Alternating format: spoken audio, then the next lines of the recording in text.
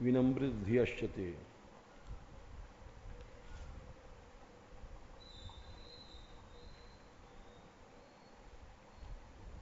आश्रय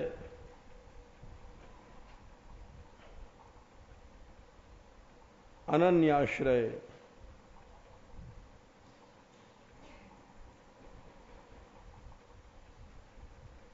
इसके लिए संसार की सभी आसक्तियां समाप्त करनी पड़ती हैं।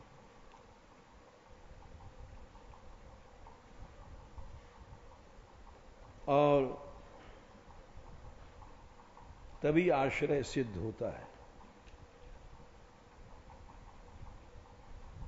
अन्यथा पराश्रय बना रहता है।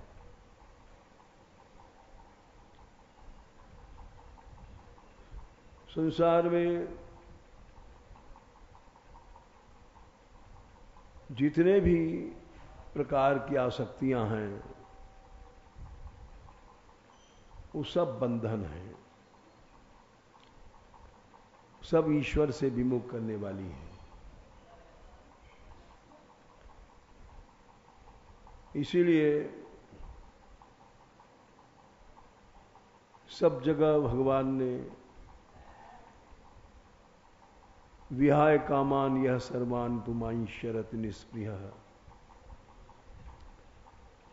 निर्ममो निरहंकार सा शांति मधिगच्छति ऐशा ब्राह्मी स्थिति पार्थ नैनाम प्राप्य विमुह्यति स्थित्वा श्याम अंत काले पे ब्रह्म निर्माणम गृच्छति। ब्रह्म निर्माण ईश्वर प्राप्ति। दूसरे अध्याय में गीता जी में 69 और 70 नहीं 71 72 में कहा है शायद आखिर में भगवान ने बोलना शुरू किया स्थित प्रज्ञता से।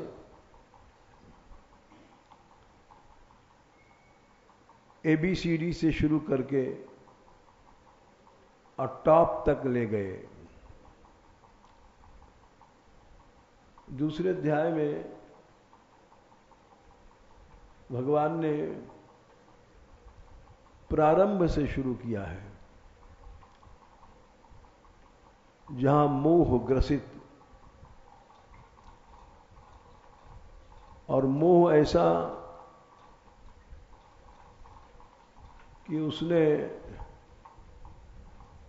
अर्जुन जैसे योद्धा को परास्त कर दिया।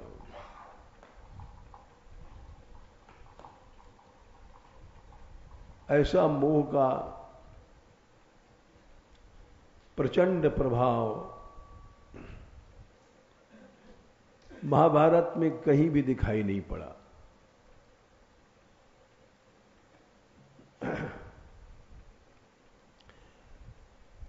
दोनों तरफ से अनेक अनेक वीर योद्धा ज्ञानी भी भीष्म द्रोण आदि जैसे सभी थे वहां पर, लेकिन जैसा मोह अर्जुन को हुआ वैसा किसी को नहीं हुआ।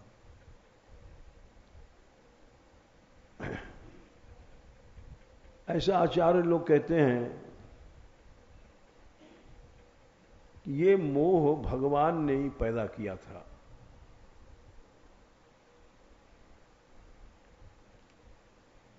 और हमने महापुरुषों के मुंह से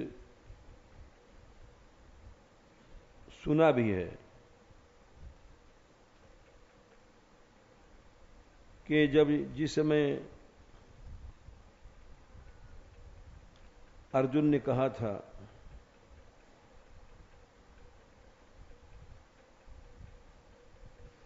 कि आप हमारा रथ बीच में स्थापित कीजिए, वीर आवेश में थे उस समय। एक क्षण में इतना परिवर्तन कैसे हो गया? क्योंकि अर्जुन ने पांचजन्यम ऋषिकेशो देवदत्तम धनंजय पौंड्रम दधमऊ महाशंखम भीमकर्मा, जिस समय उन्होंने शंख बजाया उस समय सघोषो धार्तराष्ट्राराम हृदयानि व्यदारयत, ऐसा जोर से बजाया था 1/19 कि आकाश, पृथ्वी और सारे कौरवों का हृदय फट गया।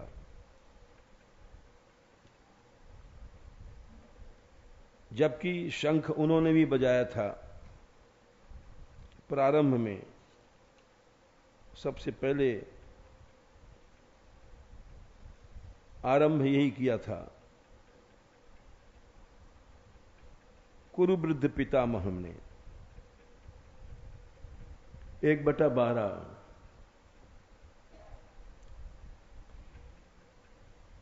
बहुत बड़ी सेना थी कौरवों की, 1.5 गुनी। इनके पास 7 थी, उनके पास 11, 1.5 गुनी से ज्यादा थी। लेकिन श्री पांडवों की सेना में थी, पहले से पता पड़ गया था। क्योंकि देख करके ही दुर्योधन ने कहा था भीष्म से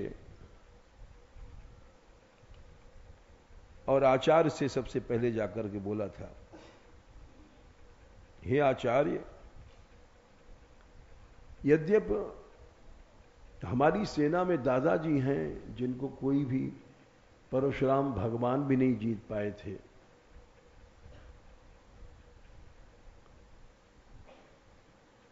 लेकिन वो 1/10 में कहा कि अपर्याप्तम तदस्माकम बलम भीष्माभिरक्षितम। जाने क्यों हमारे ऐसा लग रहा है कि हमारी सेना अपर्याप्त माने सशक्त नहीं है, यद्यप भीष्म जी हैं हमारी तरफ और आप हैं, और उधर केवल एक पेटू भीम है। लेकिन पर्याप्तम त्विदमेतेषाम बलम भीमाभिरक्षितम, ऐसा लगता है कि पांडवों की सेना थोड़ी है लेकिन पर्याप्त है, सशक्त है।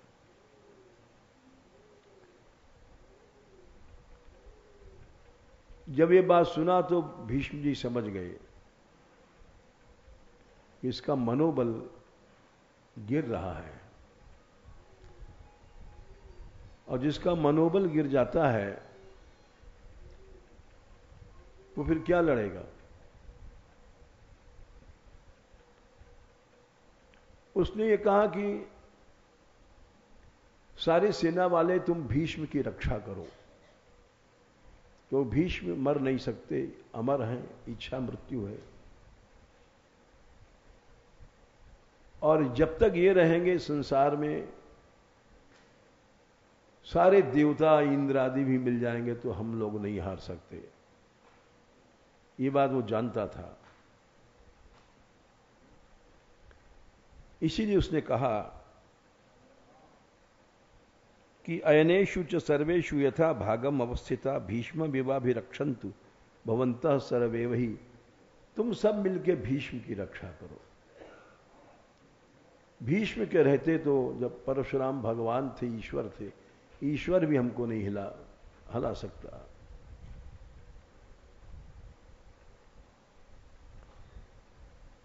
तो उसका मनोबल बढ़ाने के लिए तस्य संजयन हर्षम, भीष्म पितामह ने देख लिया कि इसका मनोबल लड़खड़ा रहा है। देखो, जब मनुष्य अधर्म पर चलता है तो अधर्म भीतर से उसको गिरा देता है, ऊपर से वो कितना भी बड़ा तामझाम बना के रखे, भीतर की बात अलग होती है। एक जैसे उदाहरण दे रहे हैं, जिस समय युद्ध के पहले ही आशीर्वाद लेने दुर्योधन अपनी मां से गया,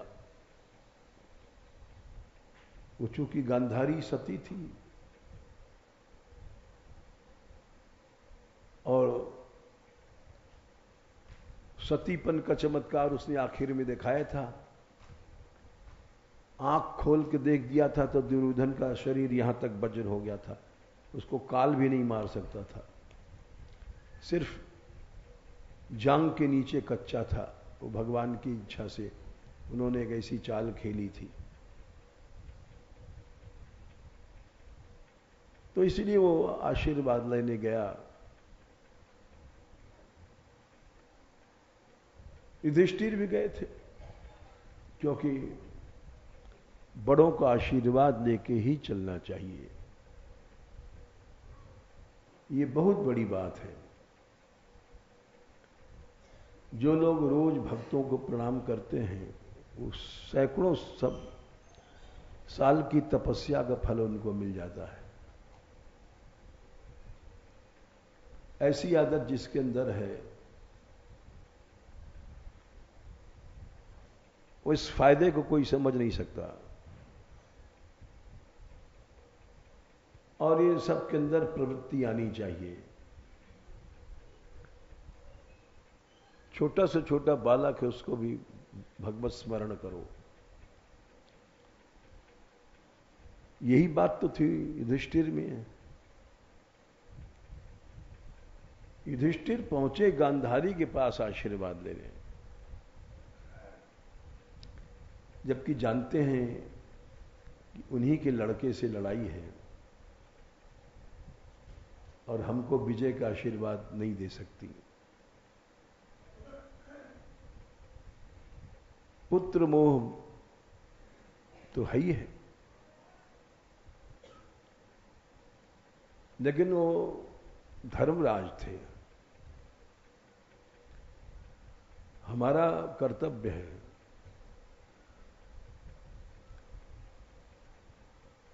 तो गांधारी भी ऐसी वैसी स्त्री नहीं थी, सती थी। उसने दोनों में से किसी को भी विजयी भव ऐसा आशीर्वाद नहीं दिया।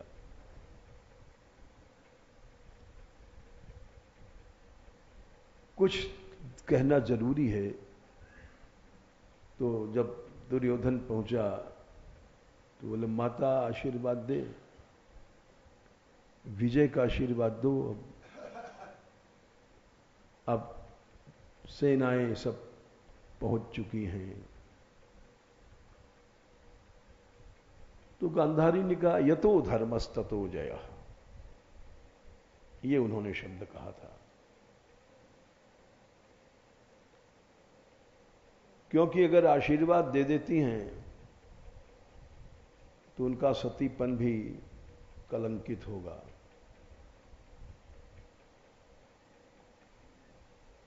जहां धर्म है वहां विजय हो।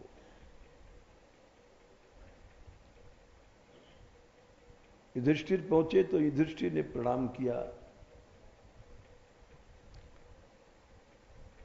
कि ताई लगती थी, ताई माने बड़े, पिता से बड़े की। बोले, माता आशीर्वाद देने आया हूं मैं। उनका कि युधिष्ठिर, जो मैंने दुर्योधन से कहा है मैं वही तुमसे भी कहूंगी, यतो धर्मस्ततो जय।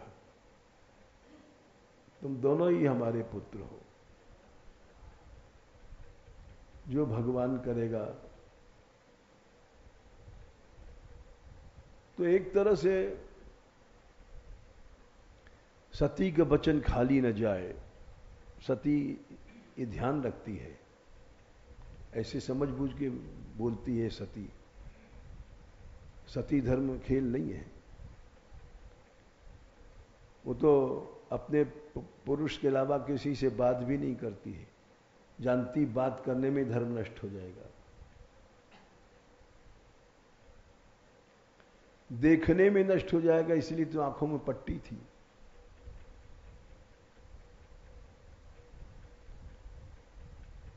चले आए युधिष्ठिर।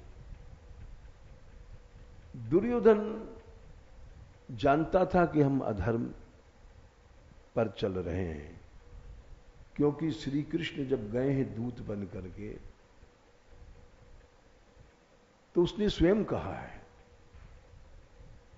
एक विचित्र बात है, भगवान है सामने तो सत्य बोलना पड़ेगा, चाहे कितना भी बड़ा दुरात्मा हो। दुर्योधन ने कहा था कि कृष्ण, मैं जानता हूं तुम जो मुझे जो कुछ उपदेश दे रहे हो, और सत्य को मैं जानता हूं, धर्म को मैं जानता हूं। जानामि धर्मम न च मे प्रवृत्ति है, साफ साफ कह दिया। धर्म को मैं जानता हूं, लेकिन क्या करूं, मेरी प्रवृत्ति नहीं, धर्म मन ही मेरा चलने का वृत्तियां नहीं जाती।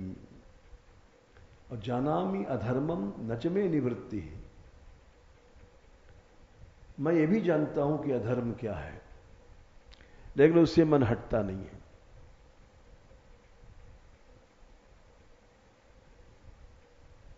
केनापि देवेन हृदय स्थितेन, ऐसा लगता है कि मेरे भीतर कोई बैठा हुआ है। यथा नियुक्तः तथा करोमि, ये उत्तर दिया था कृष्ण को कि मैं किसी की बात नहीं मान पा रहा हूं। वेदव्यास जी ऋषि गए, पिता ने कहा, माता ने कहा, भगवान ने कहा, दुर्योधन को समझाने के लिए बहुत बड़े बड़े ऋषि गए थे।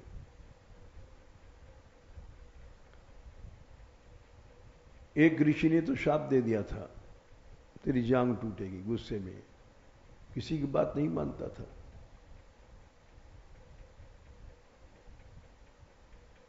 तो उसका कारण स्वयं बताया है कि कृष्ण मैं क्या करूं, मैं जानता हूं जानामि धर्मम न च मे प्रवृत्ति, जानामि अधर्मम न च मे निवृत्ति, कीनापि देवेन हृदय स्थितेन यथा नियुक्तोस्मि तथा करोमि। मेरे हृदय में जाने कौन बैठा है, वो मुझे धर्म की ओर चलने ही नहीं देता है और अधर्म की ओर से हटने नहीं देता।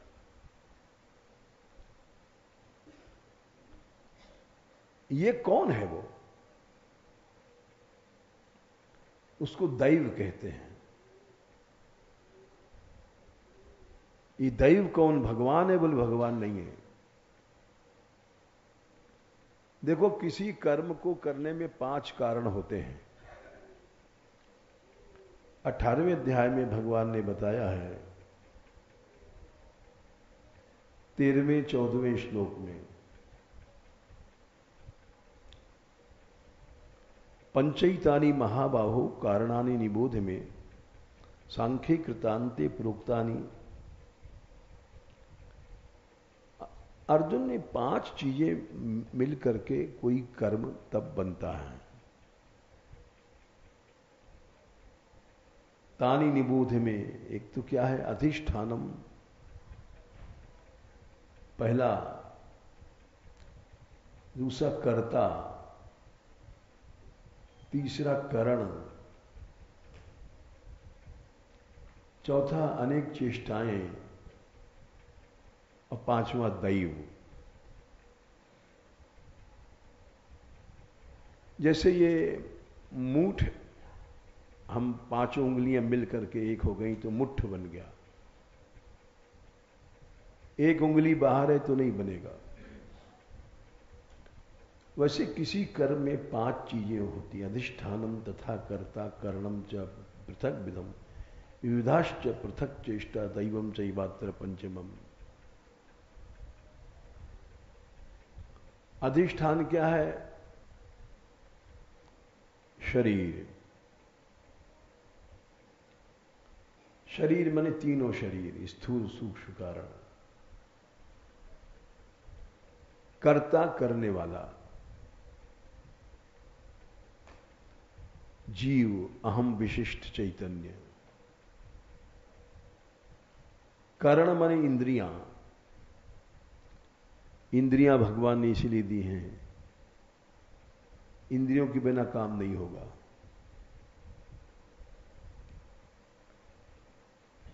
पृथक विधम, अलग अलग इंद्रियां हैं। ज्ञान इंद्रियां अलग है, ज्ञान कर्म इंद्रियां अलग है, अलग अलग इनका काम है। पृथक विधम बने, जैसे आंख देखने के काम करेगी, सुनने के नहीं करेगी। कान सुनने का काम करेगा, देखने का नहीं करेगा। सभी इंद्रियां अलग अलग हैं। फिर चेष्टाएं, जब इंद्रियां कुछ करने लग जाएंगी तभी काम होगा। और पांचवा है दैव। दैव माने आप भगवान नहीं है। दैव है हमारे पिछले कर्म जो भाग्य बन करके, संस्कार बन करके वो हमसे काम करा लेते हैं।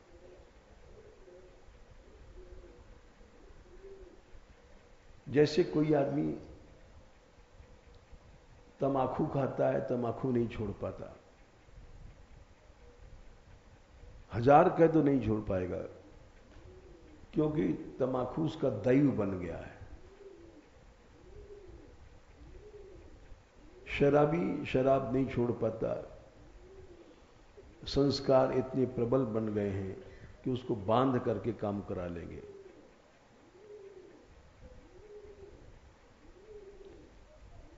जैसे हम लोग हैं काम चेष्टा, हर आदमी नहीं चाहता कि हम कामी बने, लेकिन पूर्वाभ्यास पटक देता है।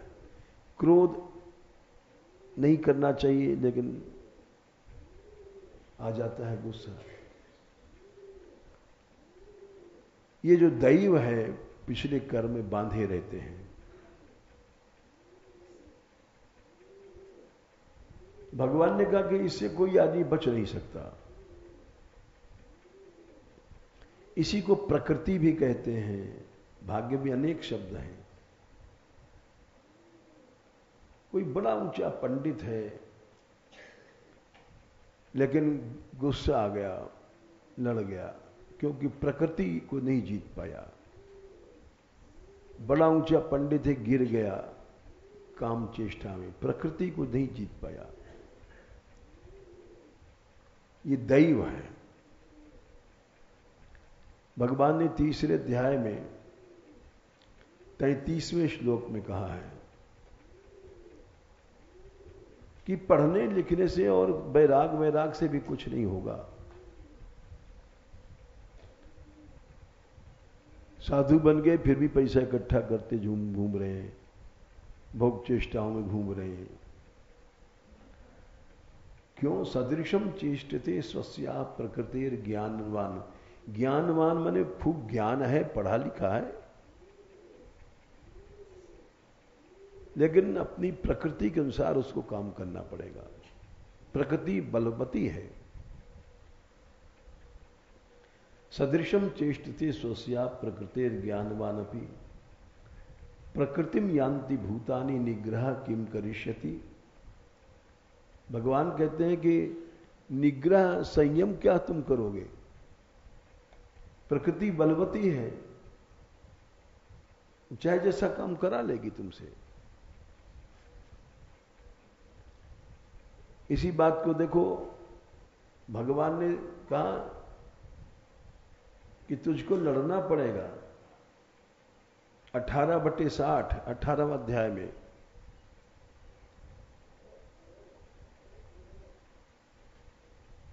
तुझको लड़ना पड़ेगा। तू सोचता है हम साधु बन जाएं। स्वभावजेन कौन्तेय निबद्धा स्वेन कर्मणा। हर आदमी अपने स्वाभाविक कर्मों से बंधा हुआ है। कर्तुम नेच्छस यन मोहात करिष्यस्य अवशोपितत्। जो नहीं करना चाहता है तुझको करना पड़ेगा, अवश्य करना पड़ेगा।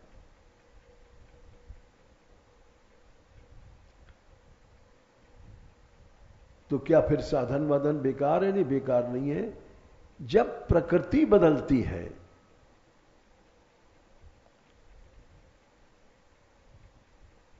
भगवान की कृपा से, संतों की कृपा से, सत्संग से, श्रद्धा से, ज्ञान से बहुत, तब जाकर के जीव आगे चलता है, भगवान को प्राप्त करता है। उसके पहले नहीं हो सकता। तो इसीलिए दुर्योधन ने कहा था कि मैं क्या करूं, कोई यहां बैठा है, वो हमको अधर्म से हटने नहीं देता और धर्म की ओर चलने नहीं देता।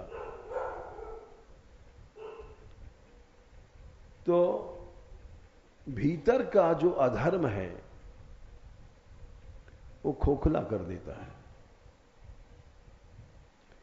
और खोखलापन यहां आ गया साक्षात 1/11 में, 1/10 में। दुर्योधन कहता है कि मेरे पास दादाजी हैं जिनको काल भी नहीं मार सकता, इच्छा मृत्यु है, लेकिन अपर्याप्तम तदस्माकम बलम भीष्माभिरक्षितम, मेरी सेना बहुत ज्यादा है, 2.25 गुनी है, लेकिन फिर भी ऐसा लगता है कि हम सशक्त नहीं है। और ये पेटू भीम, इसकी अध्यक्षता में पांडव ये हमको ज्यादा बड़े लग रहे हैं।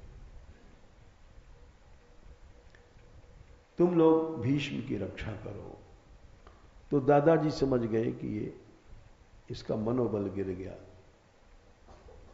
क्योंकि आखिर तो अधर्म पे चलता है, भीड़ से खोखला हो जाता है। तो उन्होंने शंख बजाया।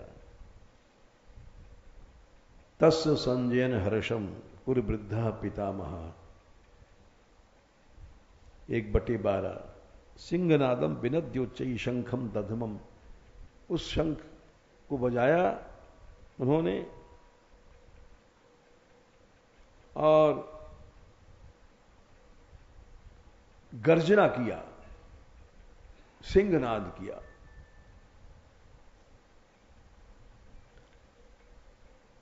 ऐसा जोर से उन्होंने, सारी सेना में जोश भर गया। उसके बाद फिर अर्जुन ने भी बजा दिया। ततः श्वेतैर्हयैर्युक्ते महतिश्चंदने स्थितौ माधव पांडव शैव दिव्यौ शंखो प्रदद्मतो। अर्जुन ने अपना पांचजन्य शंख लिया, भगवान ने देवदत्त और भीमसेन ने पाउंडर नाम का नामी शंख लिया, और उससे कौरव घबरा गए। सघोषो दार 1/19। साफ साफ पता पड़ गया कि पांडव जीतेंगे। हम ये इसलिए सुना रहे हैं कि इतनी ऊंचाई से अर्जुन इतनी ऊंचाई पर था कि उसने कौरवों को हिला दिया, लेकिन एकदम गिर गया मोह में। ऐसा क्यों हुआ?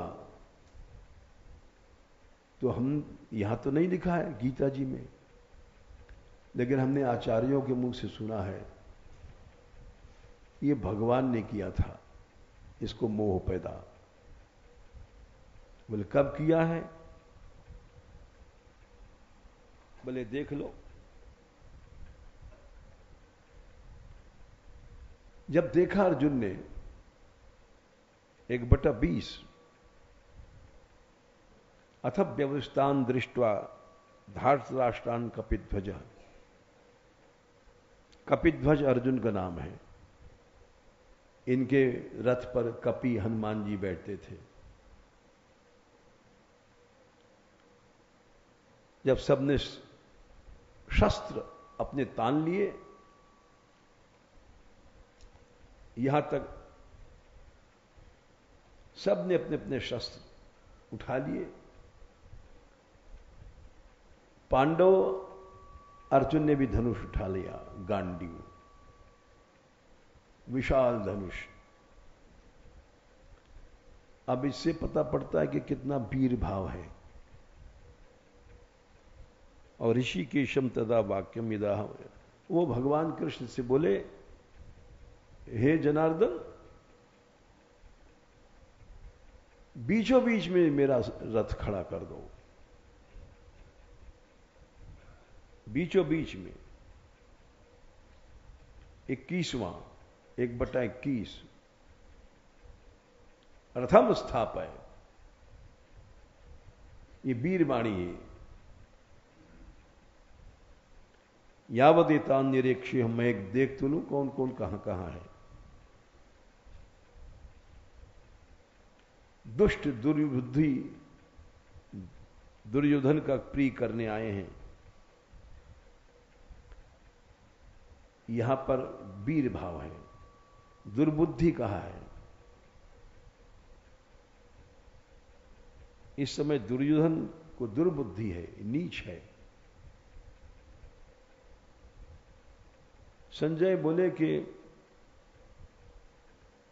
भगवान ने रथ स्थापित किया और यहां से मोह शुरू हुआ। उन्होंने उंगली उठाई, उस समय सब देख रहे थे। भीष्म द्रोण प्रमुखता सर्वेशाम च महीक्षिताम। उवाच पार्थ, बोले अर्जुन पश, देखो, एतान संवेतान कुरून, इकट्ठे हुए कौरवों को। बस यही मोह शुरू हो गया। भगवान ने उंगली उठाई थी।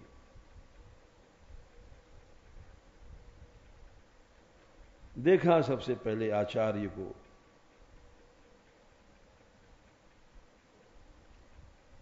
दादा परदादा सबको देख करके, और एकदम से बोला जैसे किसी को बिजली मार जाए, एकदम से बोले कृष्ण कृष्ण कृष्ण। बोले क्या है? सीदंतिमम गात्राणी, हमारे तो सब हाथ पांव ठंडे हो गए। देखो कितना एक क्षण में परिवर्तन हुआ है। मुखम च परिशुष्यति, हमारा मुंह सूख गया। अरे क्या हो गया? हमारा शरीर कांप रहा है। भगवान शंकर से लड़ने वाला अब मोह ने कैसा पटक दिया। बेपतुष्ट शरीर में रोंगटे खड़े हो रहे, गांडीव छूट गया हाथ से। और जैसे किसी को पित्त प्रकोप हो जाए, दाह हो शरीर में, त्वक सारे शरीर में दाह पैदा हो गया। मैं खड़ा नहीं रह सकता। जैसे किसी आदमी को चक्कर आवे तो तुरंत उसको लिटाना पड़ता है, इंटेंसिव केयर्स में ले जाते हैं। भ्रमती हूं, मेरा मन चक्कर काट रहा है, एकदम ऐसा हो गया।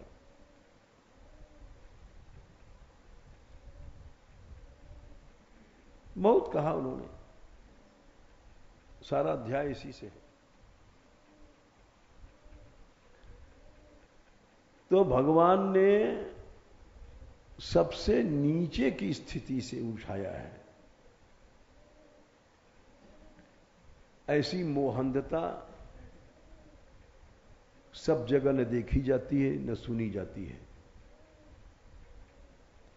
एक क्षण में ऐसा हो गया।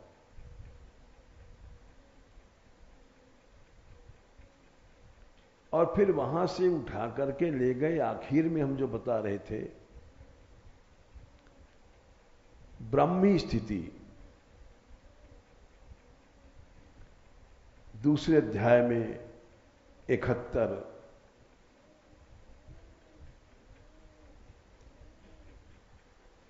बोले जब मनुष्य सभी कामनाओं को छोड़ देता है, विहाय कामान यह सर्वान,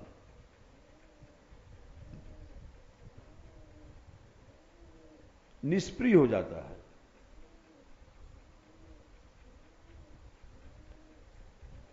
तब वो ब्राह्मी स्थिति पर पहुंचता है, यानी भगवान से मिलने की स्थिति पे।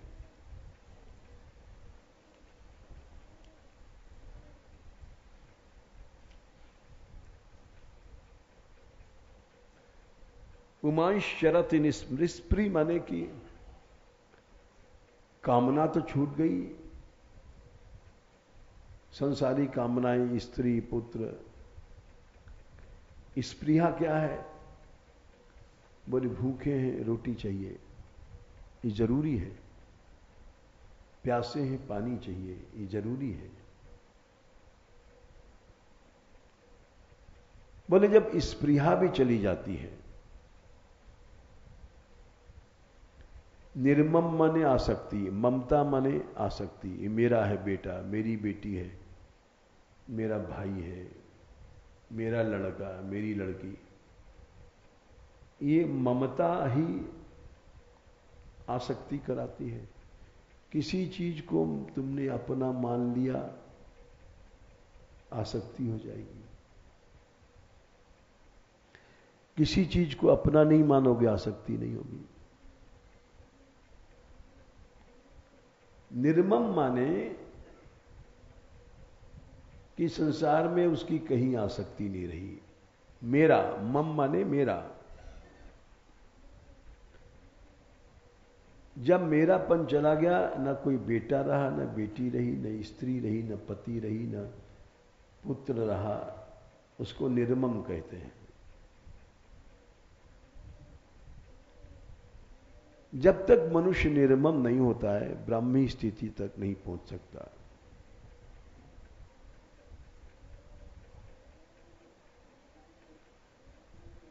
निर्मम और निरहम।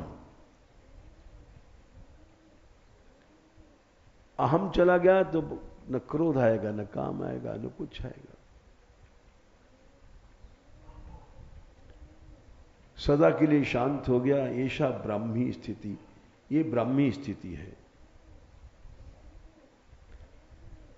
ऐसा मन है अंतिम समय में तो निश्चित भगवान मिलेंगे। स्थित्वा श्याम अंतकालेपि ब्रह्म निर्माणम ऋच्छति। देखो, जैसे हम लोग हैं, आश्रम, कुटिया, अगर इसमें मेरापन है तो हम भगवान से नहीं मिल पाएंगे। कहीं भी मेरापन है,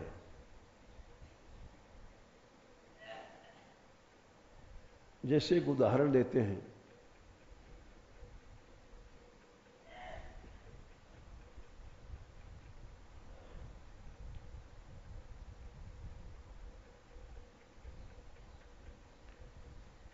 भगवान ने जब शरणागति समझाया था विभीषण को, सुंदरकांड 48,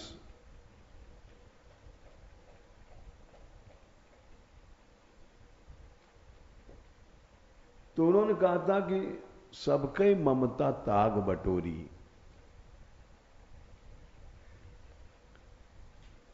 ताग माने धागा। हमारा मन 20 जगह बटा हुआ है,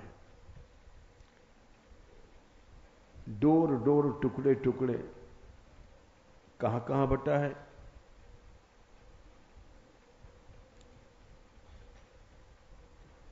जननी है, जनक है, ये सब जगह बटा हुआ है। यही 48 में ही ऊपर है, ये मेरी मां है। इसकी ममता में फंस जाओगे तो भी दूर हो भगवान से। जनक, ये मेरा पिता है। हमारे पास कितने लोग ऐसे आए जो बड़े अच्छे भजनानंदी थे, लेकिन माता की आज्ञा नहीं टाल सके, विवाह किया और कष्ट पा रहे हैं, दुख पा रहे हैं। न उनकी संतान सुखी है, न वो सुखी हैं। और बड़े अच्छे थे, लेकिन जननी उसकी ममता में मारे गए। वो मां भी असंतुष्ट मरी, बहू में और सास में पटरी नहीं खाती थी।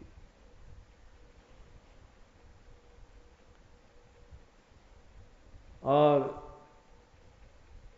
इसी तरह से मां, जनक, पिता, ये बंधु, ये सब धागे बटते हैं। ये सुत, ये बेटा है हमारा, दारा स्त्री और पति, वो अपने आप आ गया दारा माने पति। तन, अपने शरीर में ममता है, किसकी नहीं है? साधु बन जाओ लेकिन शरीर तो है ही तुम्हारे साथ।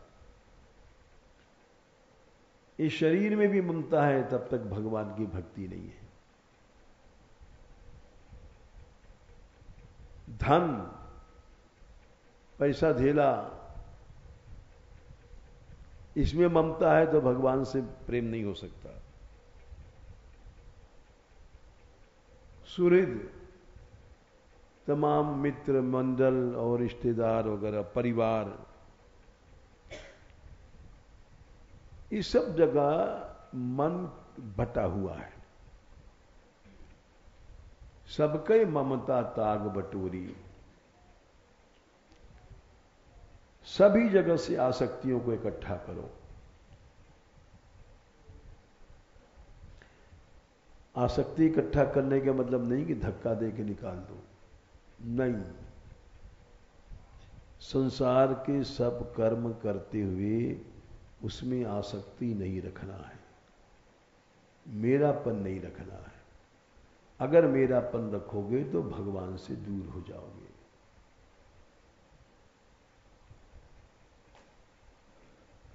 जो कुछ है भगवान ही मां है, भगवान ही पिता है, भगवान ही पुत्र है।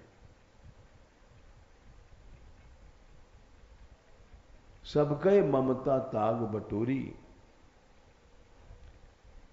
जब सब आसक्तियां खत्म हो जाएंगी, जब तुम हमारे चरणों में प्रेम कर पाओगे। मम पद मन ही बांधि बटडोरी, तब तुम अपने मन को हमारे चरणों में बांध पाओगे। फिर समान दृष्टि हो जाएगी, जैसे शत्रु वैसे बेटा वैसे मित्र। आसक्ति के कारण ही तो सब बातें बिगड़ती हैं। आसक्ति आदमी को समदर्शी नहीं बनाने देती। समदर्शी इच्छा कछु नाही, हर्ष शोक भय नहीं मन माही। भय नहीं आएगा। जैसे भय, किसी ने कहा हमारा लड़का गया, अभी रात हो गई नहीं आया, भय है लड़का कहीं ऐसा तो नहीं रास्ता भूल गया, छोटा बच्चा है। ये जितनी चीजें आसक्ति कारण होता है, हर्ष शोक ये सब खत्म हो जाते हैं, भय खत्म हो जाएगा। अब आखिरी बात है कि ऐसा सज्जन मुझको प्यारा लगता है, ऐसा भक्त मुझको प्यारा लगता है। असु सज्जन मम उर बस कैसे, लोभी हृदय बसे धनु जैसे। जैसे लोभी होता है, चमड़ी चली जाए दमड़ी न जाए। हमें याद है, हम यात्रा कई साल पहले डीग में गए, करीब 5-6 साल होगी। तो वहां यात्रा में एक स्त्री आई और रोने लग गई और बड़ी करुणा से रोई। हम अकेले बैठे थे, ये लोग कोई नहीं थे पास में। हमने कहा तुम क्यों रोती हो? तो उसने कहा कि हमारे घर से उनको किडनैप करने वाले ले गए, अपहरण करने वाले शाम को, और सवेरे में मरे पाए गए। रात में जाने क्या हुआ। वो लोग सताते हैं, डरवाते हैं, हो सकता है हार्ट फेल हो गया होगा, यातना देते हैं धन के लिए, कितना पैसा लाओ तब छोड़ेंगे, 20 लाख लाओ, 50, जैसा आदमी देखते हैं। तो हमने कहा अब वो तो मर गए, तो इसमें हम क्या कर सकते हैं। बोले ऐसा तो करो आप, कम से कम जो पकड़ के ले गए हैं उनका नाश हो जाए। और हम ठीक है सुनते रहे, लेकिन अब हमारे हाथ में थोड़ी किसी का नाश करना या किसी को वरदान देना। लेकिन दुखी प्राणी है, उसकी बात सुनना पड़ता है। हमने कहा ठीक है भजन करो, तुम्हारी इच्छा पूरी होगी, हमारे पास तो ऐसी शक्ति नहीं है। तो यहां कह रहे हैं भगवान कि ऐसा सज्जन जो समदर्शी हो गया है, समदर्शी इच्छा कछु नाही, हर्ष शोक भय नहीं मन माही, जिसके हृदय में न हर्ष है न शोक है न भय। अस सज्जन मम उर बस कैसे, ऐसा सज्जन है मेरे हृदय में रहता है। लोभी जैसे धन को नहीं छोड़ता, प्राण को छोड़ देता है, मैं इतना उस भक्त से प्यार करता हूं कि प्राण छोड़ दूं लेकिन भक्त को नहीं छोड़ूंगा।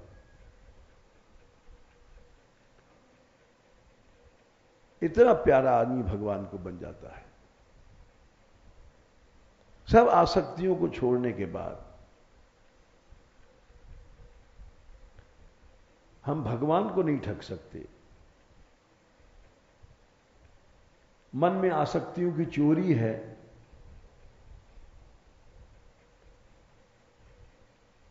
शरीर के सुख की, इंद्रियों की। मान लो स्त्री बहू नहीं है, वो साधु बन गए, लेकिन शरीर तो है, इंद्रियां तो हैं, अहंता तो है, मान सम्मान तो है। भगवान कहते हैं न हर्ष है न शोक है न भय है। ऐसा बनना पड़ेगा, केवल बाबा जी बनने से काम नहीं चलेगा। ये बड़ा कठिन मामला है। जरा सा अपमान हो जाता है तो शोक हो जाता है, जरा सी चीज कोई मिलती है तो हर्ष शोक भय सब दौड़ते रहते हैं मन में। जब ये सब खत्म हो जाते हैं, बहुत कठिन मामला है, बहुत कठिन मामला है। अरे एक दूसरे से हम देखते हैं आदमी बोलता ही नहीं, बातें नहीं करता, तो वहां हर्ष शोक भय कैसे खत्म हो जाएगा। दिन कितना कितनी गंदगी भरी पड़ी हुई मन में। इसलिए भगवान ने कहा था बीत राग भय क्रोधा मन मया मामुपाश्रिता 4/10 में, बहु ज्ञान तपसा पूता मद भाव मागता। ये सब जब खत्म हो जाएगा, वही बात यहां कह रहे हैं, समदर्शी इच्छा कुछ नहीं, हर्ष शोक भय नहीं मन माही। इसकी बीमारी खत्म हो जाए, ये फील होने वाली बीमारी। ये फील होने वाली बीमारी भगवान से अलग करती थी। आदमी से तो अलग कर रहे चाहे ना करे, लेकिन भगवान से हम अलग हो जाते हैं। ये बात समझ में नहीं आती, क्योंकि अभ्यास अनादिकाल का है।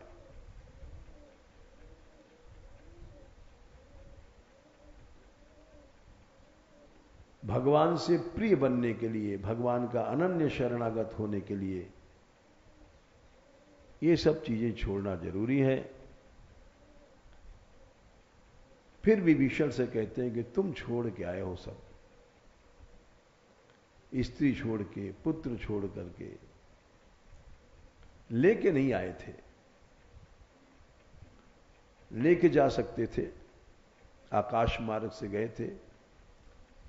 निशाचरों में सिद्धि होती है, स्त्री पुत्र सबको आकाश मार्ग से, मंत्रियों को ले गए थे, उनको भी ले जा सकते थे, अपनी स्त्री को भी ले जा सकते थे, अपने पुत्र को भी ले जा सकते थे, ऐसा थोड़ी कि नहीं।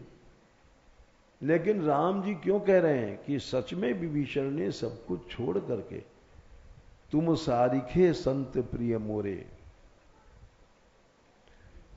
और तुम्हारे लोगों के कारण मैं अवतार ग्रहण करता हूं, रावण के कारण नहीं है। रावण को तो मैं बैठे बैठे वहीं से मार दूंगा, ये विचित्र चौपाई है। धरऊं देह नहीं आननी हो रे, केवल ऐसे भक्तों के कारण मैं अवतार लेता हूं जो सर्वत्यागी हैं, जो भगवान के लिए सब कुछ छोड़ देते हैं। एक आखिरी और बात सुना देते हैं, क्योंकि विभीषण का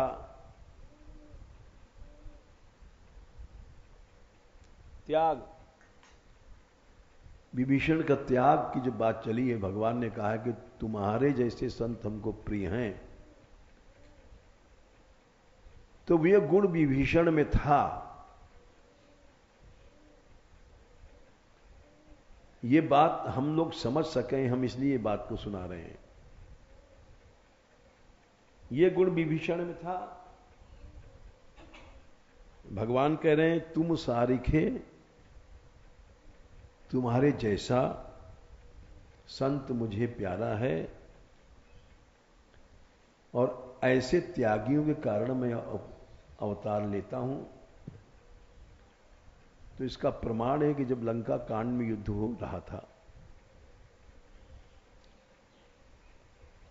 तो रावण ने कहा था जो युद्ध में नहीं जाएगा उसको हम अपने हाथ से मार डालेंगे।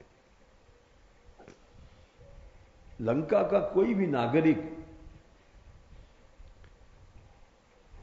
ऐसा नहीं है कि वो युद्ध में नहीं जाए, उसको जाना पड़ेगा।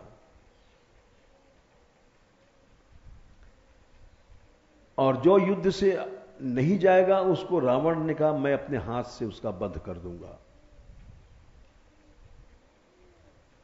ये ऑर्डर निकाल दिया था।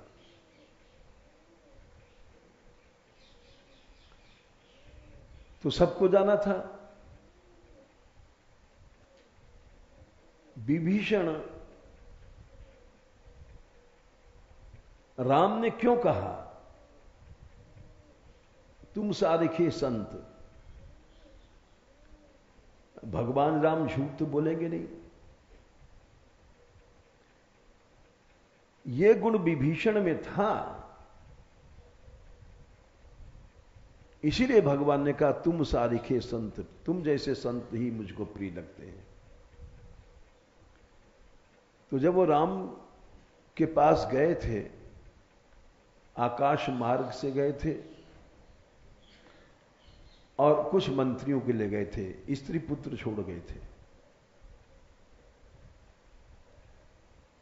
यानी शरणागति के लिए आसक्ति छोड़ना जरूरी है। ये जो उन्होंने, राम ने शिक्षा दिया, ये गुण विभीषण में था।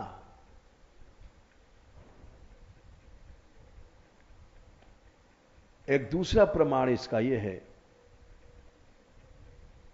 कि जिस समय युद्ध हो रहा था तो विभीषण का लड़का भी रावण की तरफ से लड़ने गया, ऑर्डर था।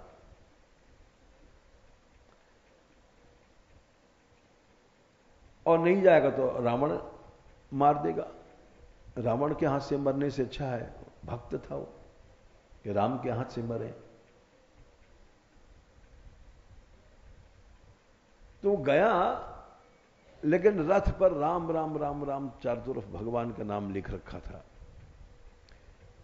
वो भी भक्त था। विभीषण की स्त्री बड़ी भक्त थी, उसने सीता जी की सहायता दिया है, शर्मा नाम था। तो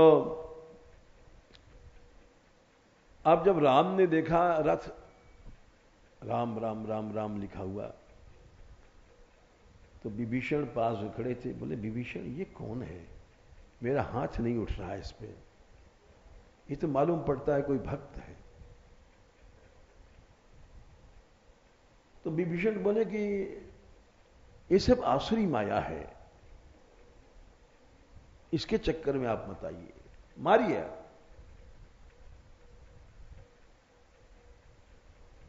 ये विभीषण की शरणागति का एक तो वो कसौटी कि रावण के मरने को उपाय बताया था उन्होंने राम को, लंका कांड में 101 में दोहे में, कि आप अमृत नहीं सोखते इसके नाभि कुंड का, इसलिए नहीं मर रहा है। वहां पर महादेव जी ने कहा देख लो आसक्ति पार्वती इसकी नहीं है भाई में, उमा काल मर जाकी इच्छा, सुप्रभु कर जन प्रेम परीक्षा। याद रखो जब तक आसक्ति है भगवान की शरणागति नहीं है। महादेव जी कह रहे हैं उमा भगवान परीक्षा कर रहे हैं कि अभी इसकी अपने बड़े भाई में आसक्ति है कि नहीं है। अगर है तो छिपा जाएगा, नहीं है तो बताएगा। उन्होंने बता दिया कि आप अमृत सोखिए, फिर मारिए बाण। आप 30 बाण मारते हैं तो कैसे मरेगा, 31 बाण मारिए, पहले अमृत सोखिए। और दूसरी ये है कि अपने बेटे को कहां मारो, भगवान ने मारा बाण, ठीक है, पीछे राम राम कह के मरा तो लोगों ने बताया तो विभीषण का लड़का था। भगवान ने कहा अरे विभीषण तुम बहुत झूठे निकले, तुम ये नहीं कहा कि हमारा पुत्र है। बोले प्रभु रावण की ओर से लड़ने आया है, मेरा कहां रहा। तो यहां जो विभीषण के लिए कहा है उन्होंने, ये बड़ी गजब की चौपाई है। तुम सारिखे संत प्रिय मोरे, विभीषण तुम्हारे में ये गुण है, हम जानते हैं। सबकई ममता ताग बटोरी, मम पद मन ही बांध बट डोरी। समदर्शी इच्छा कुछ नाही, हर्ष शोक भय नहीं मन माही। अस सज्जन मम उर उस बस कैसे।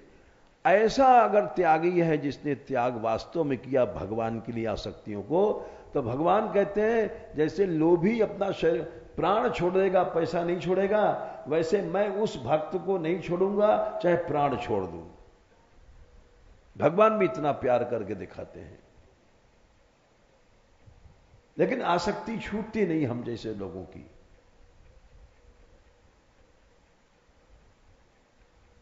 अगर किसी ने आसक्ति छोड़ दिया तो वो भगवान के हृदय में बस गया। भगवान प्राण छोड़ देंगे उसको नहीं छोड़ेंगे। अस सज्जन मम उर बस कैसे, लोभी हृदय बसए धनु जैसे। ऐसे तुम हो, तुम सारिखे संत प्रिय मोरे। धरऊं देह नहीं आन निहोरे। मैं असुर असुर को मारने के लिए नहीं शरीर धारण करता हूं। भगवान शरीर धारण करते हैं। यदा यदा ही धर्मस्य ग्लानिर्भवति भारत अभ्युत्थानम अधर्मस्य तदात्मानं प्रजाम्यहम्। कई कारण स्वयं बताया उन्होंने 4/8 और 9 में। परित्राणाय च साधूनाम विनाशाय च दुष्कृताम धर्म संस्थापनाय संभवामि युगे युगे। लेकिन वो सब नहीं, केवल एक ही कारण है भगवान के अवतार का यहां। धरो देह नहीं आन निहोरे। मैं केवल भक्तों के लिए शरीर धारण करता हूं, यही सत्य है और यही आखिरी सत्य है। इससे आगे दूसरा कारण नहीं हो सकता। जैसे रामायण में यहां पर कहा गया है कि मैं केवल भक्तों के लिए अवतार धारण करता हूं, वैसे ही कुंती माता ने भी कहा है कि भगवान केवल भक्तों के लिए अवतार धारण करता है। पहला स्कंद 8वां अध्याय, तथा परमहंसा नाम मुनि नाम अमलात्माम भक्ति योग विधानार्थम। कुंती माता ने कहा कुछ नहीं है, भक्तों के लिए, भक्तियों के लिए भगवान धारण करते हैं, और सब पीछे की बातें हैं। 20, 1:8-20। तथा परमहंसा नाम मुनि नाम अमलात्म नाम। भगवान केवल भक्तों के लिए आते हैं, असुर फसुर मारना वगैरह ये ब्याज है। तो प्रसंग जो चल रहा है, दासास्तु प्रश्रितास्तस्य। आश्रय तभी होता है जब मनुष्य सब आसक्तियों को छोड़ देता है। अगर कहीं भी आसक्ति है तो आश्रय नहीं है। चलो